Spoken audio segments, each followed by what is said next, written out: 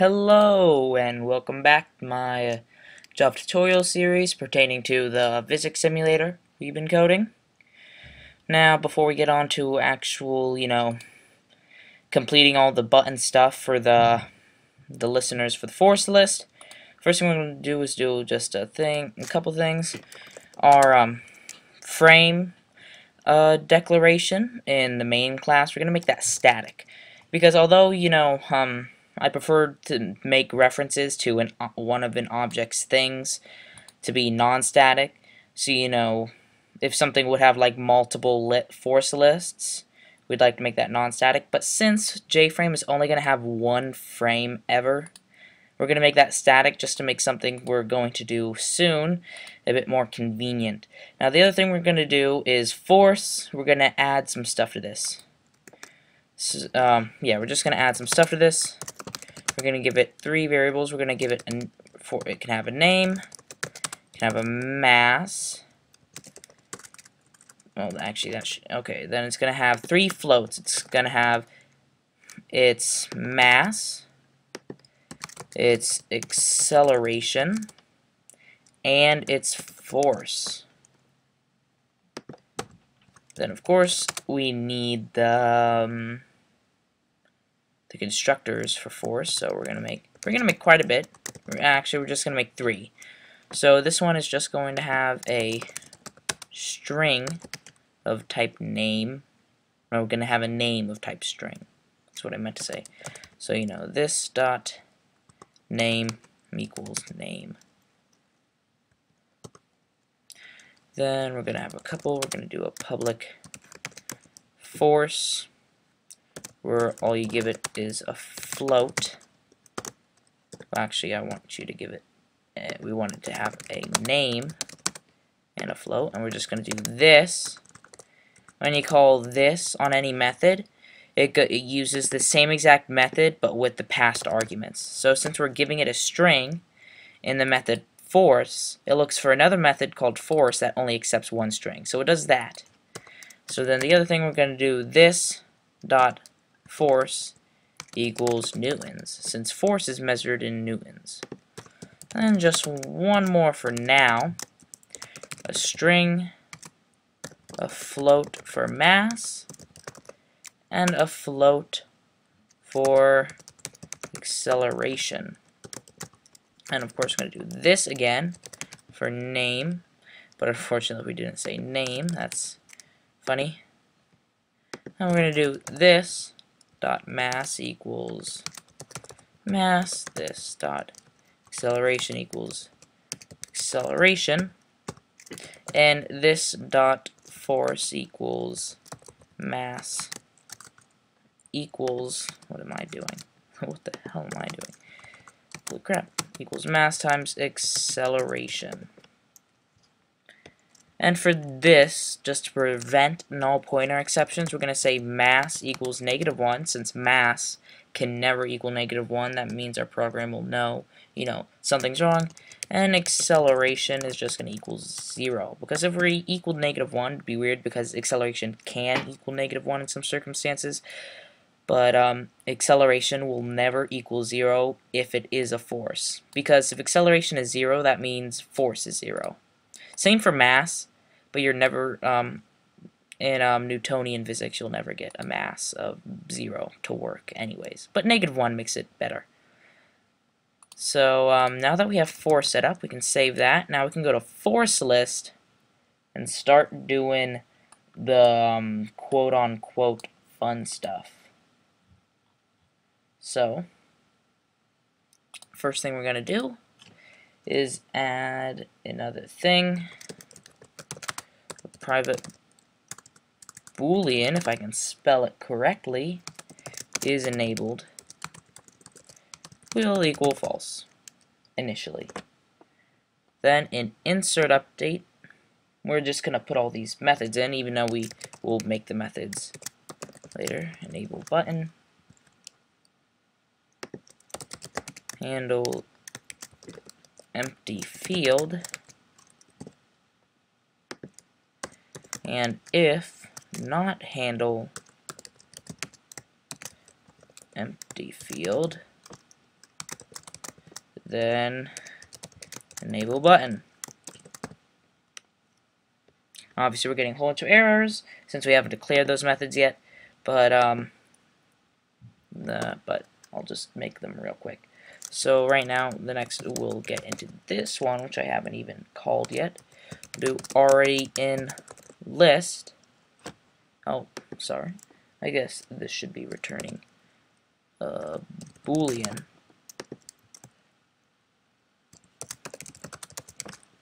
And we'll just say return list model dot contains the element name. So if the list already has that name in it, it'll return true, and if it doesn't, it'll return false. Next thing is a private void enable button, as you saw. Say, oh, this should be if it's not enabled. Then we'll just say button dot set enabled true if it isn't currently enabled. So there's that. And then, of course, the other one, and our last one would be a private Boolean handle empty field, which is what will happen if our force field is empty. Well, to see if it is empty, and it'll do something if it is empty.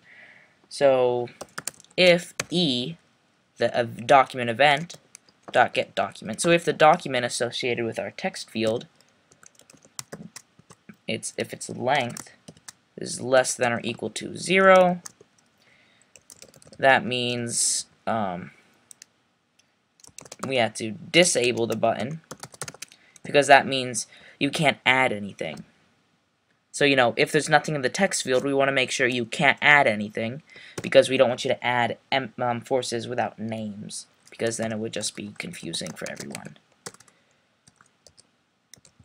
Is enabled equals false, just to make sure. Now, well, we never really set it to true yet, but so it's mainly just waiting for that. Then this is going to return false if it doesn't return true. So if the text field isn't empty, it'll return false. So, if it isn't empty, then you can enable the button. Forgot to add that. Okay, that's all of them. Now we go into action performed, which is just what happens when you press the add button. Now this is the fun part. So string name equals force field dot get the text. So get the name. And just some protection, if the name equals empty, if you don't put in a name, or if it's already in the list, you see what we did there? So if it doesn't have a name, or if it's already in list, then what we want to do is do toolkit. Now toolkit is just something you can get from your operating system, so you do toolkit.getDefault toolkit, and that'll give you your system's default toolkit. And then we're just going to do beep.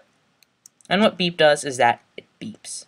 So if you are not allowed to get it into, if you're not allowed to enter that force, it'll beep. And along with, we just don't want it to beep. We want this to request focus in window. So that means your computer's focus will be on the text field. So it'll request focus. There should never be any real reason why it doesn't give you focus. So it'll get the focus, then it'll select everything in the text field. Then it'll return. And return just means it exits out of the whole method. So that means it'll beep, it'll request focus, it'll select everything, and then you'll be left with that as, the little error. And then, of course, if it is a valid thing, we're just going to say integer index equals list dot get selected index. And if index equals -1, so if our index is nothing, oh, this is supposed to be -1. If our index is nothing, which it'll never be since we added net force as the original, and we'll eventually make it so you can't remove it. We're just going to say index equals 0, and else index plus plus. So this is basically, we're setting it up so once you add something, it'll make the force you just added your selected index in the list. But the next thing we need to do force map. Remember the hash map we made a while ago, and we're gonna put in a name, and we're gonna do a value. And here we're gonna put a new force with just a name. You'll be able to edit all of the features that it has later. And then, of course, not only do we want to add it to the map, but we also want to do add it to the list. So we'll insert element at. The element will be the name, and the index, and it'll be the index. So then we need to do force field. It'll request focus. Then it'll just clear its text by doing set text and just nothing. So then we'll do list dot set selected index, so it makes sure that your currently selected index on the list is your new added thing. And then we're gonna have to do ensure index is visible, and it does exactly what it sounds like. It makes sure that index is visible. Now that mainly happens when you're dealing with the scroll pane. But yeah, there you go. So that's all that happens. Another thing that I want to do, actually added in here that we probably want. So we'll do or if name dot starts with space, because I don't want you to add a force with a name that starts with a space. So obviously we can't remove right now, but if we just run it, originally you'll just see the same exact thing you saw at our finished product the last episode. But now if we add anything, you can see the add button is immediately activated, and if we backspace, it's faded out again. We can't click it. Now let's see, we wanted to add gravity. We can easily add gravity, and there's gravity. It's now our new selected index. We can select different indices, but of course that doesn't do anything yet. So so then what we want to do is, let's say we want to add gravity again. You can see it beeped, and that's just the normal the Mac beep. If you're on Windows, it'll give you the Windows beep. You're getting the default toolkit, so it'll just get the thing depending on your operating system. So if we add this, it doesn't work. If we add the normal force, but if we had a space in front of it, it'll beep, because I don't want you to add a force that starts with a space. That's just kind of weird. So we can add the normal force, and it'll again add it to the list, and we can keep going through and stuff. Now if we click on gravity and just add applied force, you can see applied force is now in front of gravity. So whatever force you add, it's going to be in front of whatever index you were selecting. So now we can just exit out of it, because right now if we press remove, nothing happens. And of course, if we want to remove something, we damn well will remove it. So the RemoveListener is also a bit of stuff, and also something very long in here. But it'll teach you, of course, something else that I hope you will find useful. So again, we're just gonna, index will be list.getSelectedIndex. String name equals list.getSelectedValue.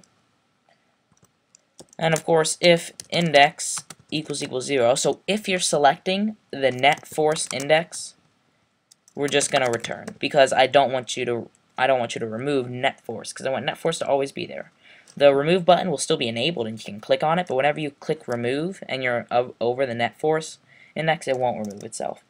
So now we get into something a bit more complicated. Now this is going to be a very long line of code, and it's going to be something new. So in Java, they have J option panes, which are also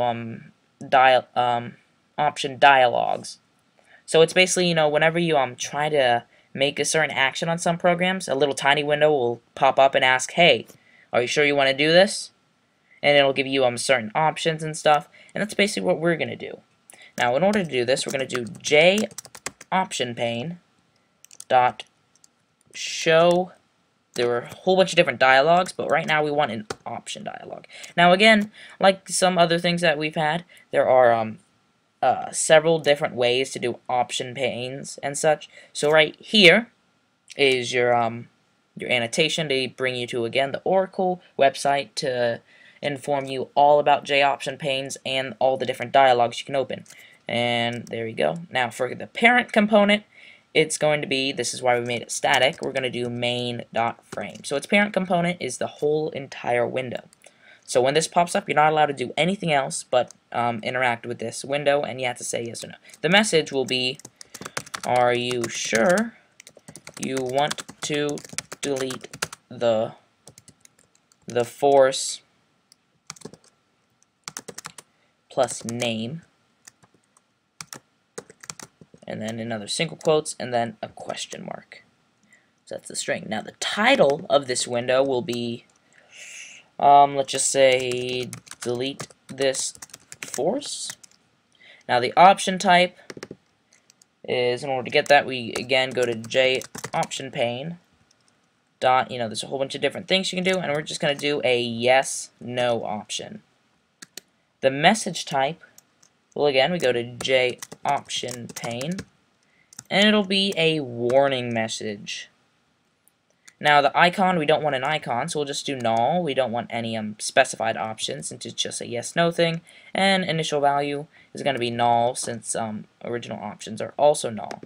But in order to get the thing out of this, we need to do if it equals, which, checking to see if it equals, JOptionPane dot no option. There's also a yes option, but we're just checking to see if it's no.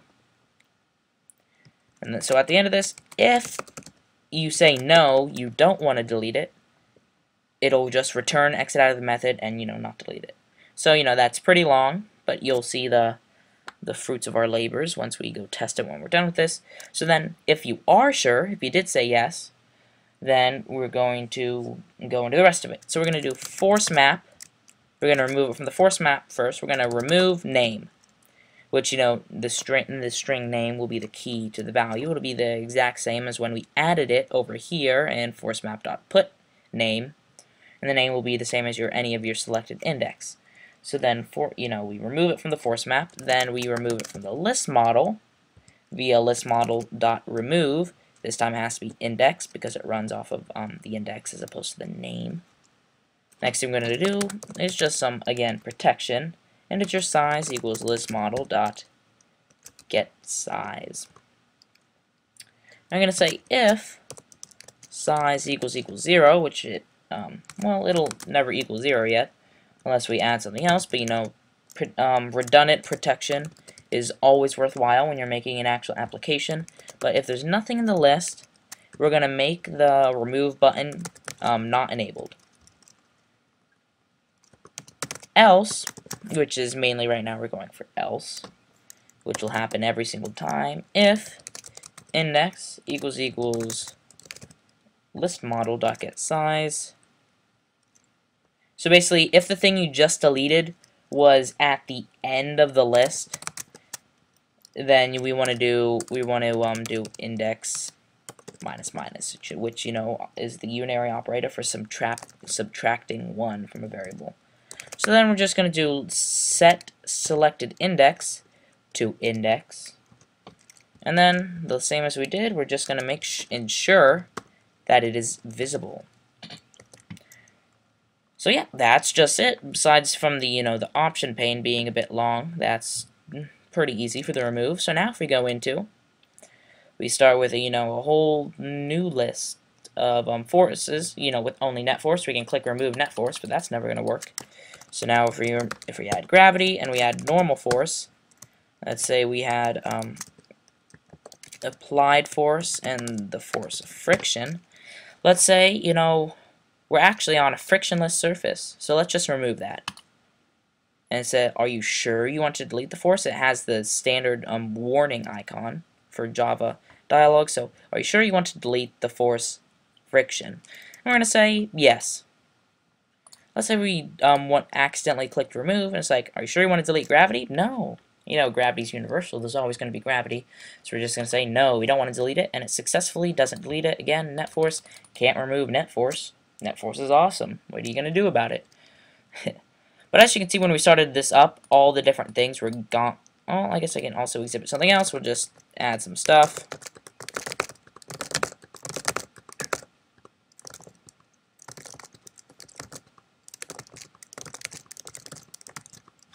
And there we go. As you can see, it turned into a scroll pane. After all these, you know, all you should know what each of these forces are, you know, if you ever took physics. So now we have apply to normal. Now, if we ever had selected something down there and scrolled up, or if we like added something now, like if we want to add another unintelligible thing, it'll ensure it's visible by going down there. Again, this is long, so you can also scroll sideways to view the full name. But normally, you know, you'll never have a force that long. And, you know, we can just go through and delete some of these, the stupid forces. Oh, I did not want to delete applied. Now we have gravity and net force, which net force would be obviously equal to gravity, because, you know, net force is the sum of all your forces, and if there's one force, yeah.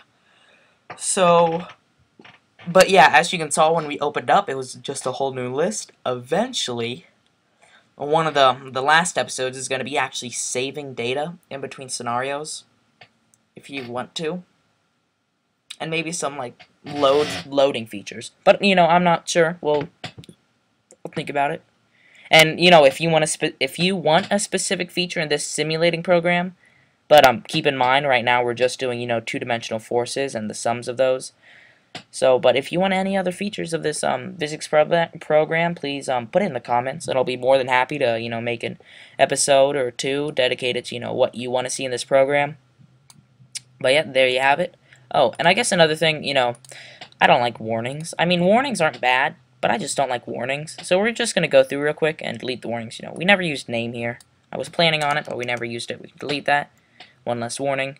ForceList, we need to add the default serial version ID because it extends JPanel, and JPanel needs one of those. So there, one less error, one less thing. Force, I don't like those errors. I mean, I don't like those warnings. So what we're going to do is do a new annotation. We're just going to do at suppressed warnings.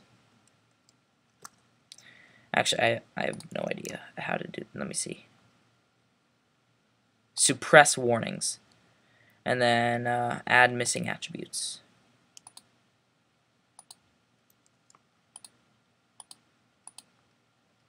Let me see.